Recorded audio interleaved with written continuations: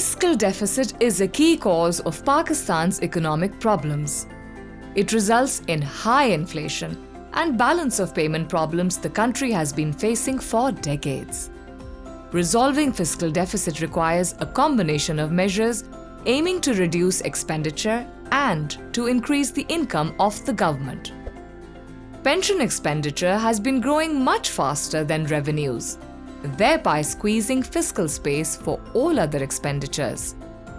By 2021, pension liabilities of the federal government had skyrocketed to 10.2 trillion rupees, or 18% of the GDP. If left unchecked, this could lead to a financial crisis with severe consequences. European Union-funded Public Financial Management Support Program assisted the Finance Division in pension reforms to make it fairer, affordable and sustainable. Subsequent to the recommendations of the Pay and Pension Commission, government evaluated its recommendations under the chairmanship of a Special Secretary Finance and identified certain areas of reform in the existing pension scheme. The pension expenditure of the federal government in FY14 was 180 billion rupees, and by FY23-24 it had risen to over 800 billion rupees. We expect this expenditure to reach over 3.5 trillion by FY34, and going by the rate it is increasing, this expenditure is likely to become one of our largest expenditures.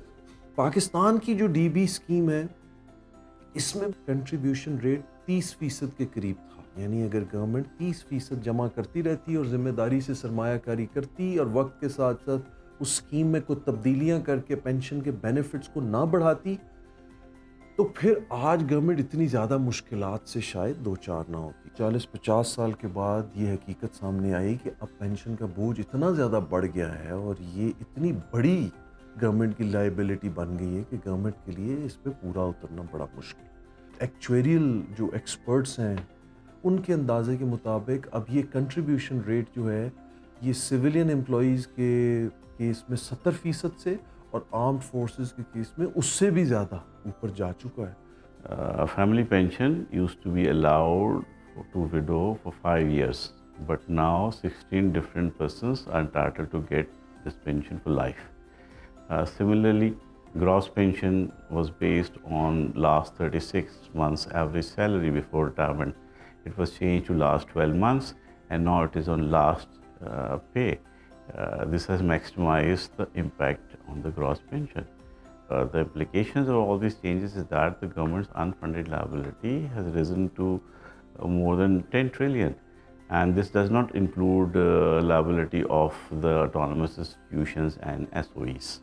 The reforms approved by the Federal Cabinet in July 2024 devised the following recommendations: defined contribution scheme for new government employees, establishment of a pension fund, policy-based future increase in pay and pension, reforms to existing pension scheme, computation of gross pension based on the last 24 months' pay, reforms to family pension, reforms on early retirement, reduction in commutation from 35 to 25%.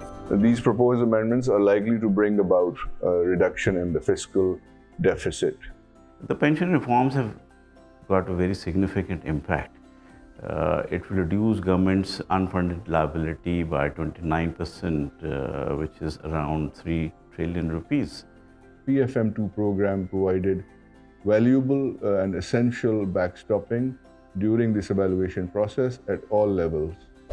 This initiative will reduce the government's liability by rupees 3 trillion or $10.5 billion over the next 3 decades and assist in bringing down the fiscal deficit and a fully funded pension scheme for future employees.